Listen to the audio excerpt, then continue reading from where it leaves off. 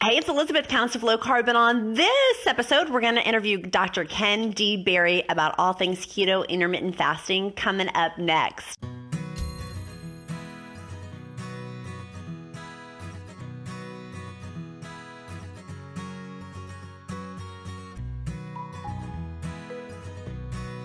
Hi guys, it's Elizabeth, Countess of Low Carb, and on this episode, we're going to make it a two-part series on YouTube. Look in the description link below to see where it's part 1 or part 2. And if you like this video, make sure you click like, make sure you click subscribe, make sure you share. Would love to share it with friends who are new, starting the keto journey, or seasoned ketoers that want some extra encouragement. I've got tons of interviews, over 130 videos up on Countess of Low Carb YouTube. Heartburn. What can you take for heartburn if you're keto? The person says, I drink coffee in the morning and Lily's chocolate at night. So let's talk about some natural keto hacks for heartburn, right? So first of all, if you're overweight, almost without exception, everybody, as they lose weight, their heartburn gets better because it changes the pressure inside your stomach, right? And then also, as you eat a better and better ketogenic diet, your stomach and your small intestine are less inflamed. And so that's going to decrease heartburn, right? Okay, so those two things, but those are going to take a minute because you gotta keep improving your diet. One thing that you can do, which I've had multiple tips, I've told this for years in the clinic, and people do it and they're like, dude, that works. I'm like, yeah, I know. So here's what you do. You take 2 red bricks, and they must be red bricks, and you put one under each head post of your bed so that you raise the entire frame of the bed up 3 inches at the head, because you need acid in your stomach. It's supposed to be there, okay? You have to have that there to digest and absorb your minerals and vitamins, right? But you don't want it to be in your esophagus or your food tube or your food pipe, right? Depending. And so when you raise the head of the bed up, the acid is a liquid, so it has to follow the law of gravity, right? And so it's going to tend to stay down in your stomach where it belongs. Now, it's going to splash in your esophagus sometimes, and that's just normal. It does that. But what you don't want it for it to do is to lie in your esophagus for hours while you're lying flat in bed, right? And so that has helped so many people be able to stop their Pepcid and their Zantac and their Prilosec and their Nexium and their Protonics, is just that one free tip alone, because you can usually find red brick somewhere for free or pretty cheap. So, and is no one going to ask me the obvious Why question? red brick? They don't have to be red. I just say that to get you. I knew it. I knew there was a Dr. Berry twist up in there. There was a twist. That's I just knew a it was little coming. NLP just to get and so you're like focusing on that while I'm filling up your subconscious with this good advice. Sorry. Throw the seeds in, shut the door. That's Throw right. the seeds, That's shut the right. door. That's right. Exactly right. And so now also apple cider vinegar, if you get the good kind with the mother in it, which is the cloudy stuff at the bottom that you have to shake up. Many people swear by that it helps their heartburn. And I've actually done this before. And Nisha does it. She can do it. I can barely do it. But if you have bad heartburn, if you'll literally take a shot of apple cider vinegar, oh my God, it wakes you up. But 5 minutes later, your heartburn's gone. And that works. But now you don't have to do it that way. You can put an ounce in a glass of water and just sip on that. That'll make your heartburn much better. A lot of people will take 1 or 2 tablespoons of apple cider vinegar before they eat. That helps keep your blood sugar down, and it also will help with heartburn as well. Or you could make some Ketorade like we have on our YouTube video and just sip on that through the day. That helps a lot. If you're fasting, don't put the stevia in, right? But if you're not fasting, you can add some stevia and a drop of, what's the one I like, Nisha, the essential oil? Cinnamon, yeah. 1 drop of cinnamon completely erases the apple cider vinegar taste, should you hate the taste, as I do. But some people love it. I don't love it. Did you take a shot because you said poop and you were talking about poop? Is that why? Oh my God, no, I didn't say poop, did I? Amazing. Someone's asking me about advice on maintenance once you've reached your goal weight. Yeah, great. It's a great question. It's a valid question because so many people are getting near their goal weight doing this, Yes. right? So here are your options. You can keep doing exactly what you're doing because the ketogenic diet and fasting are perfectly natural and they are ancestrally appropriate. Human beings have been eating this way for hundreds of thousands of years. So if anybody says, "Oh, you can't eat keto for too long," that's stupid.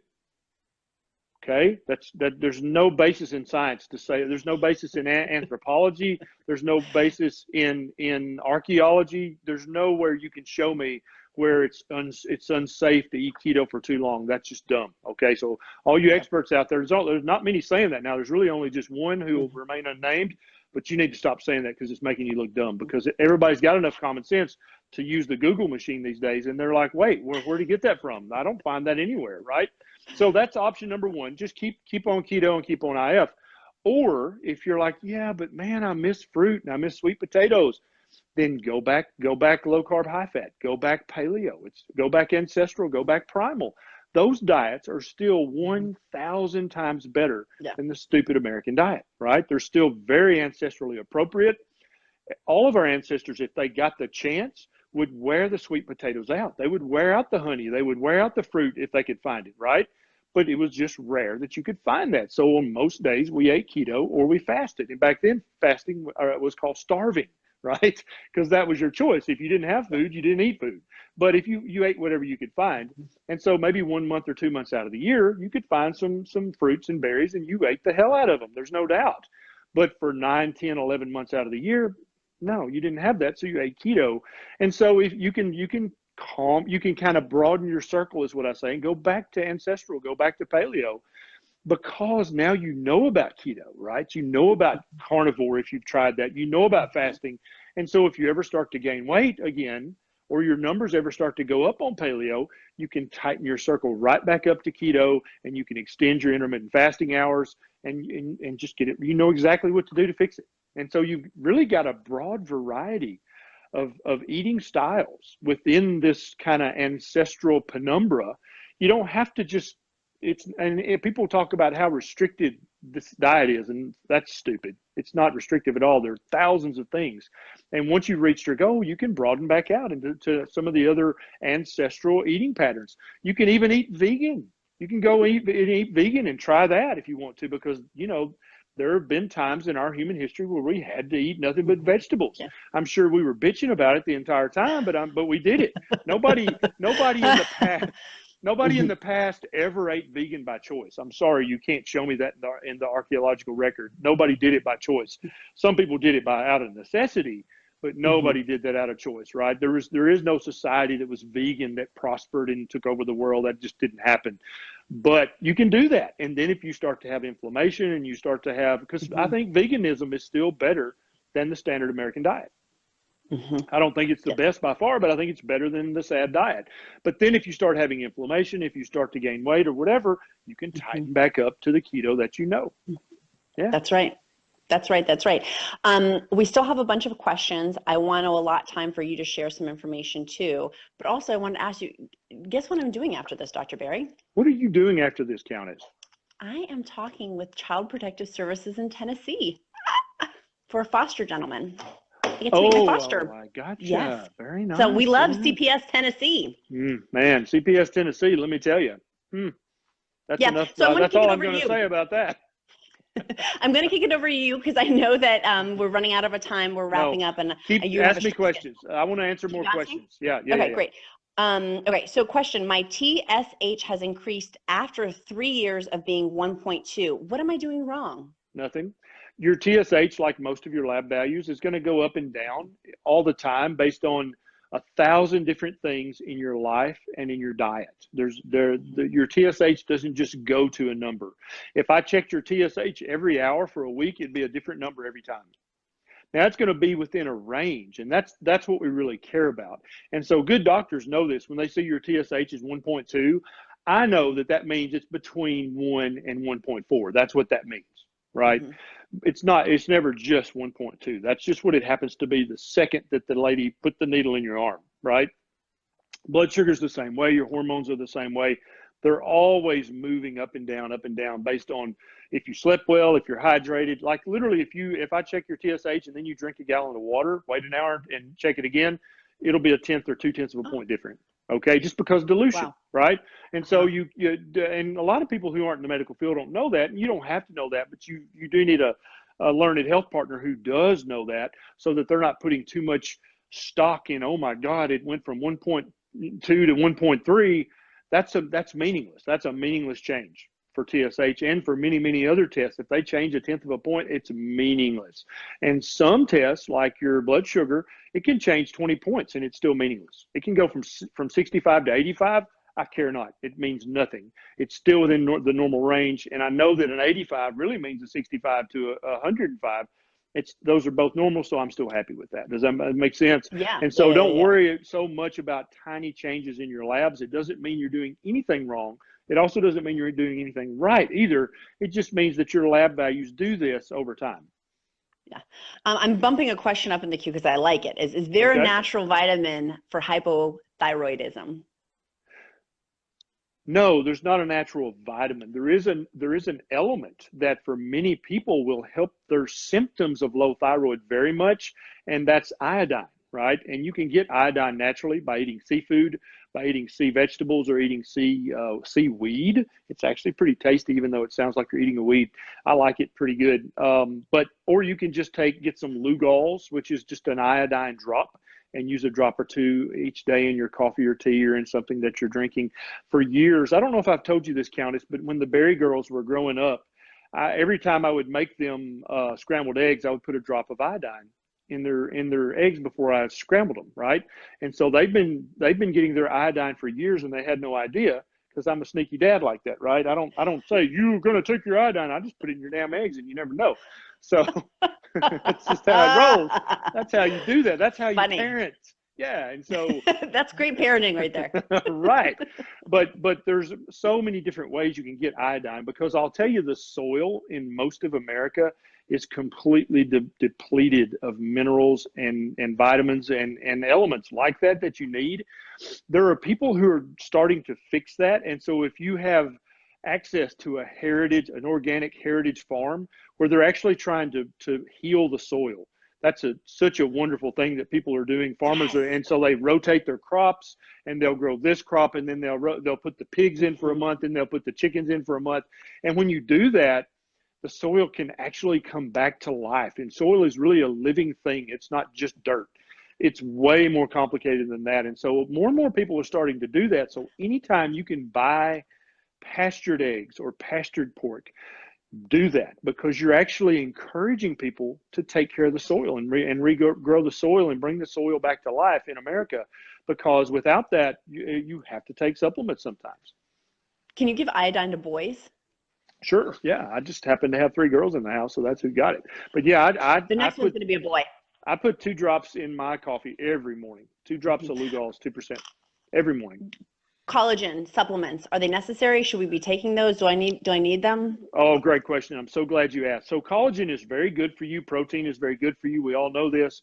And so people want to spend their money. We're Americans. And so if we think we want to improve something, then we want to buy something, right? That's what we do. Yes. We buy something, add something, but that's totally and completely unnecessary. Okay. If you want more collagen, then when you eat chicken, eat the skin. That's collagen. When you're eating chicken legs or chicken thighs, you're going to eat the gristle, you're going to eat the skin, you're going to eat the fat, you're going to eat the cartilage off the end of the bones. And if that grosses you out, I'm sorry, I'm a caveman, I can't help it.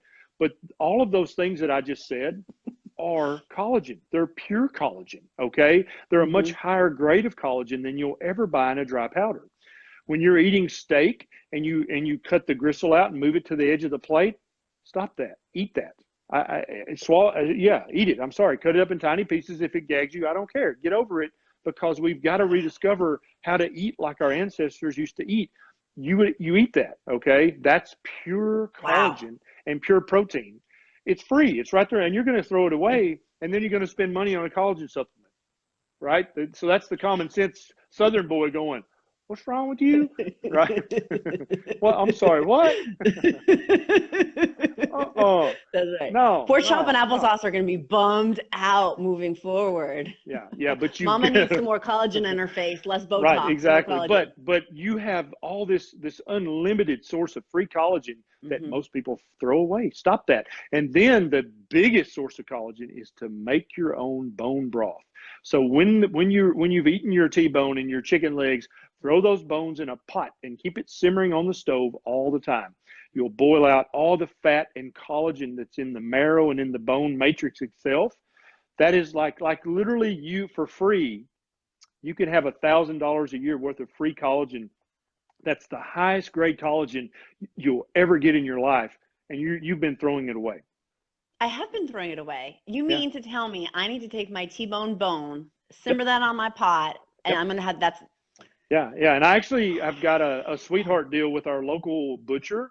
Well, I guess a butcher would be the proper name, but he gets me 5 pounds of pork and beef bones sawed up. I'm talking about femurs, tibias, all the bones, and he just chops them up so they're about 3 inches long, so that they're easy to get in the pot.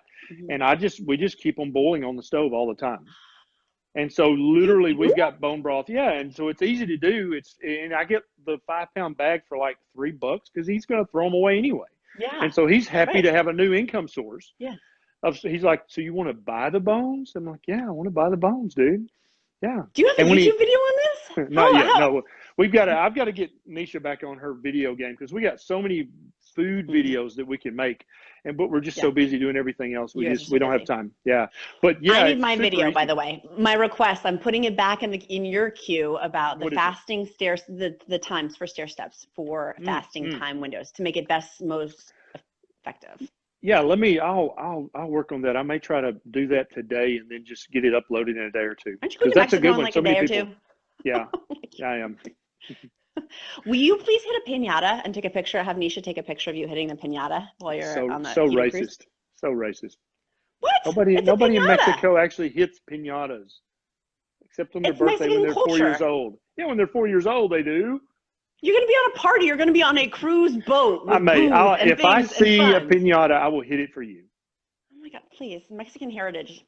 I'm in. But does birth control affect ketosis? Maybe a little. Birth control is definitely going to, and I wouldn't even worry about it affecting ketosis. Birth control probably will slow down your weight loss a little bit, but so will getting pregnant. So you have to kind of think about your family think about your family and social situation. Yeah, and so if you want to get knocked up, then don't take birth control. But if getting knocked up would mess up the finances or whatever right now, then take your birth control, because if you just keeping your legs crossed is not it's not a fun kind of birth control. So take your birth control. Yeah. Sorry. You're killing me today. Again, you took your funny pill. Again, every Friday you take your funny pill, and I like it. I need to go. I'm going to meet someone special, and I'm excited. Please have a great trip. Be safe.